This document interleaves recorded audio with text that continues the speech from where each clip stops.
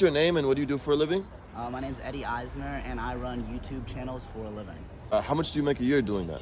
How much do I make a year? I mean, it definitely varies, but last year I was able to make 7 figures. Wow. How'd you get started? So I originally started, actually, my friend's over behind the camera. I became his manager just because I was friends with him before, you know, he became a famous influencer. And from there, I was able to just learn YouTube from him. And I realized that a lot of YouTube is creating content that people want to see rather than creating content you're passionate about. And I realized by making content that's kind of missing from the platform that people want to see. So you find, you know, a niche that doesn't have a lot of channels in it, but people want to watch that kind of content. And that way I'm able to make multiple channels a year that make, you know, between $3,000 to $10,000 each. On average, some of my highest channels make $20,000 to $30,000 a month. And combined with 8 active channels, right now I'm making over 6 figures a month. What are the topics you talk about on some of the channels? What are the categories? Yeah, sure. I can go in a ton of different channels. One of the channels I run is a short form YouTube channel about like body cam footage. Another one I run, I have an automated channel that I have voice actors that play Minecraft for me. I have another one that's just narrating over TikTok compilations and things like that. And it kind of just depends. It's totally scattered. Every channel I have is in a totally different niche. And what's your, because I'm a content creator as well, do you ever run into like fair use issues? Like how do you get around that? Like using other people's content, like, and just posting it on your channel? Like, how do you get around that? So because I have so many channels, I don't worry about that much. I don't like try and make a big dispute over it. Whenever I have any fair use issues, I honestly just either take the video down or I trim the segments out of the video so I can use the rest of the video. Because I have one channel that gets a lot of like copyright strikes, not strikes, sorry, copyright claims. And on that channel I make hour-long videos, so I just literally trim them out of the video immediately. I have a team that actually like goes through my emails, and the second it gets claimed, they immediately trim it out. And have you ever got a lawsuit for a copyright claim? No, I've never got a lawsuit because I immediately like take it out, and if I like act immediately, I guess they don't really care at that point. Oh, okay. So as long as you act immediately, you don't got to worry about a lawsuit. Yeah, I've never had any issues with that. Cool. Any categories you're looking on trying to create for your YouTube channels? Or you don't want to talk about it? That's a secret, because the biggest thing is the niche. You know, the second people start finding your niche is the second you have competition, and that's not what we want. Oh, interesting.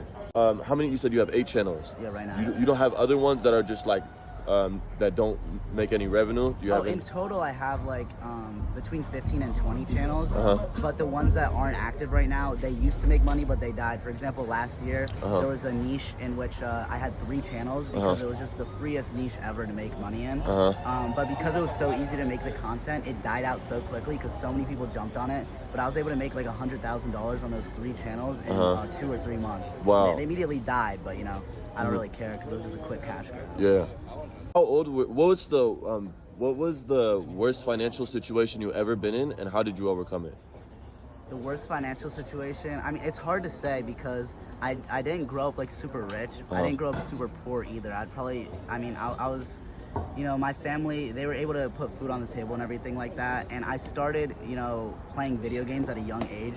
So I always had online friends, and I was able to, you know, piggyback off of them. I was always online. And at 17, when I still lived with my parents, I was able to start making, at one point I was making like 200 grand a month when I was 17 during like the crypto bull run. So that's kind of what put me into the space and how I got all of my connections. So I never actually have been in like a really bad financial spot because I immediately went from living with my parents and moved out the second, like literally a week after I turned 18. And from there on, I've never been a big spender. You know, I only spend on things that, you know, I think I can afford. I'm not going to spend to the point where I have nothing in my bank account. And any words of motivation for people out there that you know, need some motivation to get out of like a financial struggle or something? Yeah, so I'd say 2 things. One, I would say you got to put the work in. You know, my first multiple YouTube channels failed. I put a few $100s into each channel, and they all failed. Granted, I had money from, you know, the crypto bull run before I started that to kind of learn, but I'm actually trying to teach people now so that they don't have to go through what I did in order to learn, like losing thousands of dollars on you know, different YouTube channels and things like that. So I'd say just put the work in, and if you see failure, don't give up. That's number one.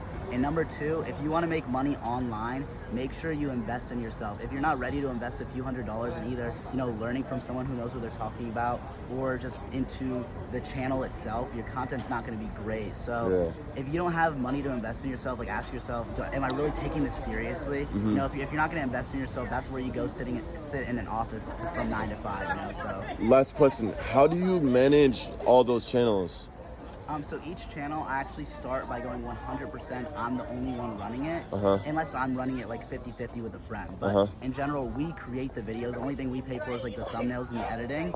And if the videos start to gain views, because I'd say out of 2 channels, one will succeed. Typically for me, it's 50-50. So once I am secure in that niche and I know, okay, this niche is a good niche, I start writing a list of what I do for that channel, and I just start outsourcing and hiring people. I mean, I go on Twitter, Discord, Fiverr, Upwork, and I just find people for the cheapest price. I literally do trials in which I say, okay, I send to 50 people, I say, send me this work back. Whichever one of you, and I tell them, I'm sending this to 50 people, whichever one of you sends it best back will get the job. And that's how I kind of get the cheapest price as well for that person. So I just get people to do the work that I was already doing once I know the niche is good.